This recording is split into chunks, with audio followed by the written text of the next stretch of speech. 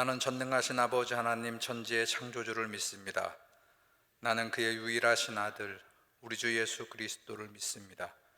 그는 성령으로 잉태되어 동정녀 마리아에게서 나시고 본디오 빌라도에게 고난을 받아 십자가에 못 박혀 죽으시고 장사된 지 사흘 만에 죽은 자 가운데도 다시 살아나셨으며 하늘에 오르시어 전능하신 아버지 하나님 우편에 앉아 계시다가 거기로부터 살아있는 자와 죽은 자를 심판하러 오십니다. 나는 성령을 믿으며 거룩한 공교회와 성도의 교제와 죄를 용서받는 것과 몸의 부활과 영생을 믿습니다. 아멘. 찬송가 336장 부르십니다.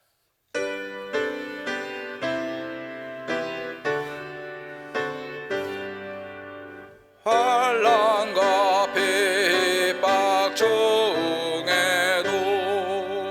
성도는 신앙 지켰네. 이 신앙 생각할 때에 기쁨이 충만하도다.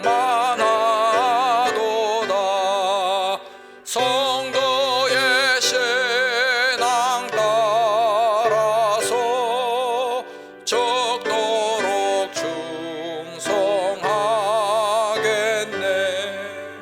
복종의 메인 성도나 양심은 자유 얻었네. 우리도 고난 받으면 죽어도 영광 되도다. 성도의 신앙 따라서 죽도록 충성하겠네.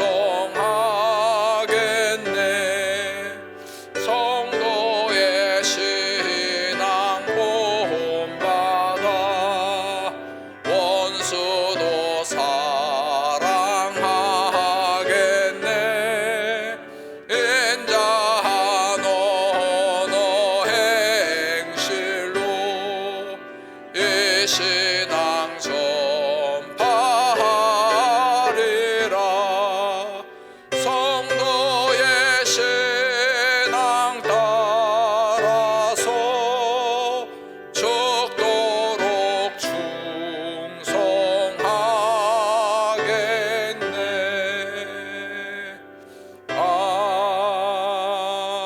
아멘.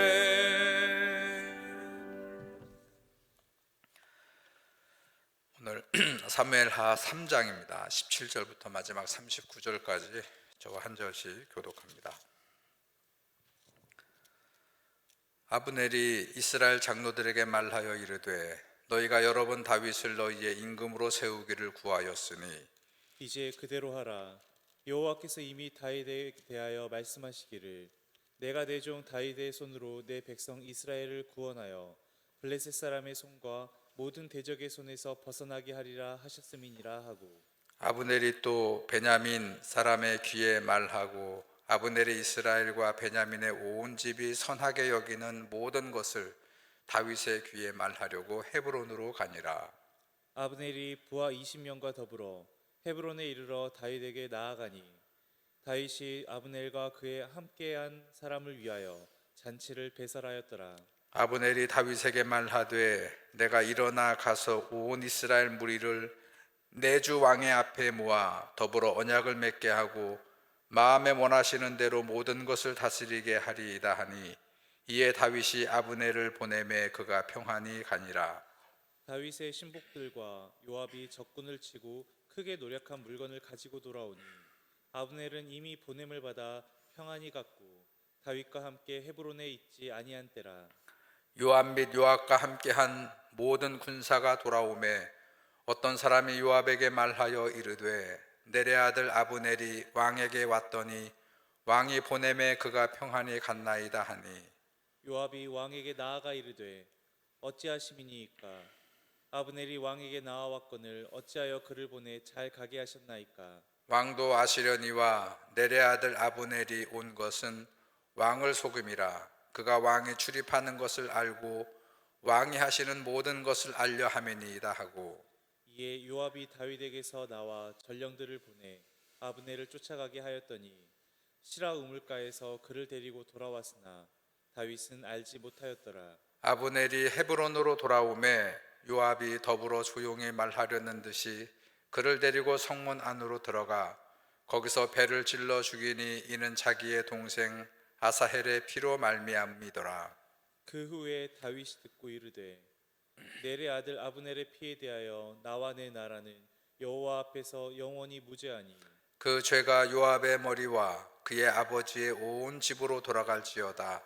또 요압의 집에서 백탁병자나 나병 환자나 지팡이를 의지하는 자나 칼에 죽는 자나 양식에 떨어진 자가 끊어지지 아니할지로다 하니라. 요압과 그의 동생 아비새가 아브넬을 죽인 것은 그가 기브온 전쟁에서 자기 동생 아사엘을 죽인 까닭이었더라. 다윗이 요압과 및 자기와 함께 있는 모든 백성에게 이르되 너희는 옷을 찢고 굵은 배를 띠고 아브넬 앞에서 애도하라 하니라.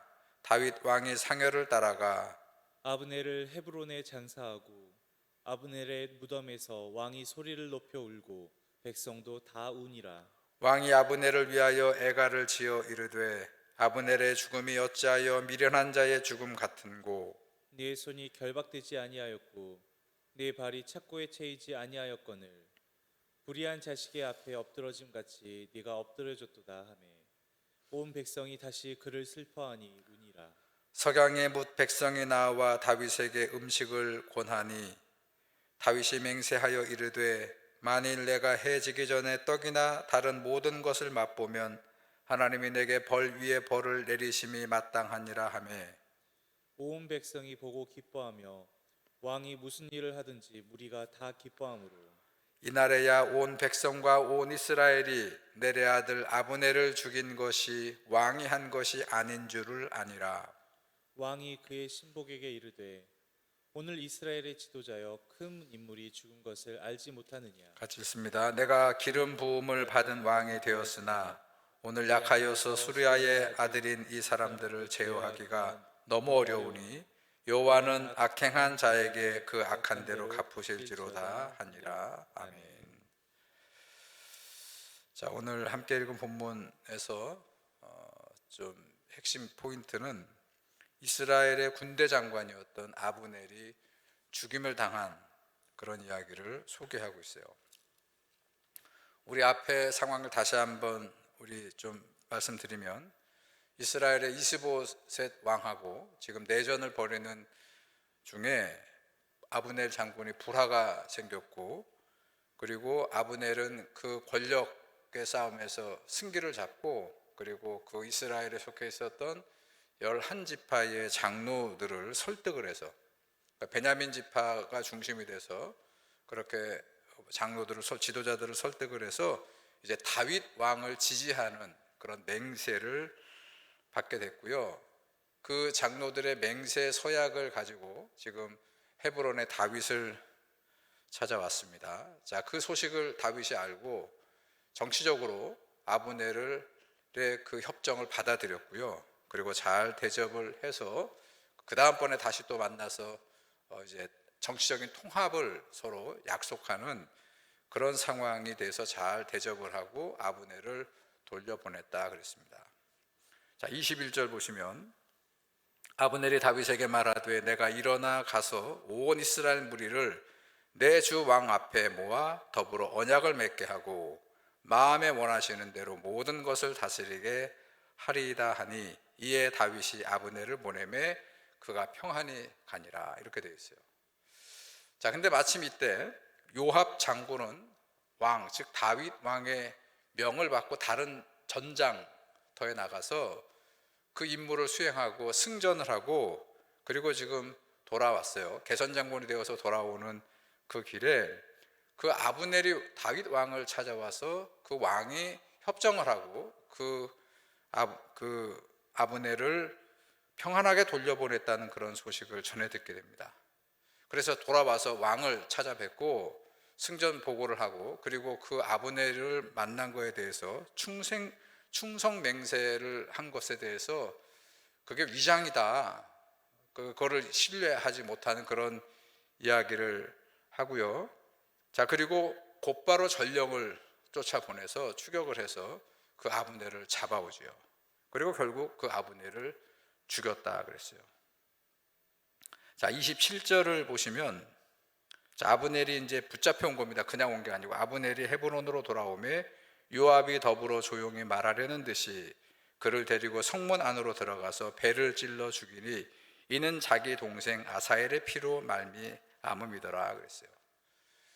자, 사실은 이거를 아브넬도 걱정을 했죠. 우리 앞에서 아사헬이 패퇴해서 도망가는 아브넬을 추격했을 때 그때 거듭해서 나를 쫓지 마라, 나를 좀 그냥 보내게 해달라, 내가 나중에 요압 장군의 면을 어떻게 보겠느냐 한 것은 바로 이 상황을 염두에 뒀는데 다 그르치게 되고 전쟁에 다 그러죠. 사람들을 죽이고 죽이는 그런 일이 벌어졌고, 지금 오늘 그 아브넬도 바로 요압 장군이 그 막내 동생 아사엘의 피를 복수하는 그런 복수로 죽임을 당하게 됐다는 것이에요.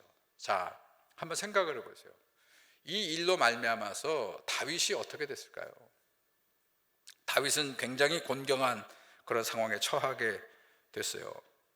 지금 다윗에게는 정치적으로 헤브론에서 이제 7년 이상 이렇게 하면서 지금 아브넬의 절대적인 도움도 필요하고, 이스라엘을 통합하기 위해서 정치적으로 아브넬과 협력하고, 그리고 이스라엘에 지지하고 있는 그런 장로들의 협조가 절대적으로 필요했는데, 그런데 자기의 신복인 요압이 그런 모든 전반적 상황을 고려하지 않고 자기의 복수심으로 그렇게 아브넬을 죽인 거예요.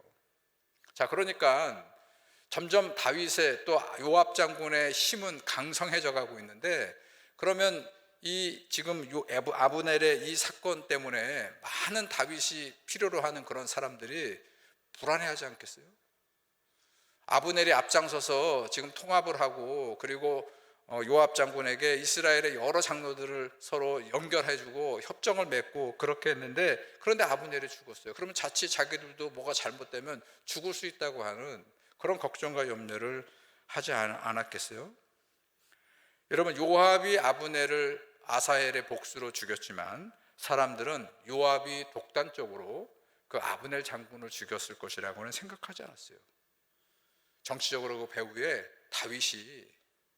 아마 다윗이 지시를 했을 것이라고 생각을 했고, 다윗의 지금 입장은 굉장히 곤란한 그런 상황이 되었다는 것입니다. 자, 그런데 그런 상황에서 다윗 왕은 구질구질하게 변명하지 않습니다.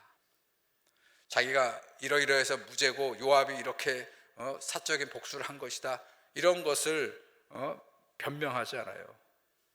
대신에 다윗은 어떻게 했느냐, 앞서서 자기를 죽이려고 했던 사울 왕이 전사했다는 비보를 듣고 옷을 찢고 금식하고 모든 자기를 따르는 백성들과 함께 애통하면서 그렇게 장례를 치렀던 것처럼 아브넬의 죽음도 서로 협정도 맺었고 그랬잖아요. 그래서 그 아브넬의 죽음도 백성과 함께 진심으로 애통하면서 그렇게 장례를 치렀다는 것이, 여러분 33절을 보시고 이하를 보세요. 왕이 아브넬을 위하여 애가를 지어 이르되 아브넬의 죽음이 어찌하여 미련한 자의 죽음 같은고, 그러면서 쭉 진심 어린 그런 애통을 백성들과 선포해서 그렇게 했다는 것이요. 자, 그리고 어떤 일이 벌어졌느냐, 37절 보시기 바랍니다.